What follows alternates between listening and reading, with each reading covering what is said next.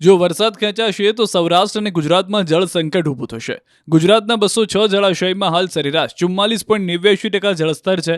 રાજકોટ, મોરબી, જામનગર, દેવભૂમિ, દ્વારકા અને સુરેન્દ્રનગર જિલ્લાના કુલ 81 જળાશયોમાં સરેરાશ 20% પાણીનો જથ્થો ઉપલબ્ધ છે. આ પૈકી 32 જેટલા જળાશયો સંપૂર્ણપણે ખાલી હોવાથી તેના પર આધારિત વિસ્તારોમાં પાણીની સમસ્યા જોવા મળી રહી છે.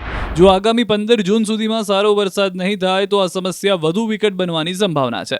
ત્યારે કયા ઝોનમાં જળાશયોમાં કેટલું પાણી છે તેની વાત કરીએ તો ઉત્તર ગુજરાતના 15 જળાશયોમાં 29.38% પાણી છે. મધ્ય ગુજરાતના 17 ડેમમાં 44.08%, દક્ષિણ ગુજરાતના 13 ડેમમાં 43.25%, કચ્છના 20 ડેમમાં 27.57%, સૌરાષ્ટ્રના 141 ડેમમાં 28.10% પાણી છે. સરદાર સરોવરમાં 53.4% પાણી છે.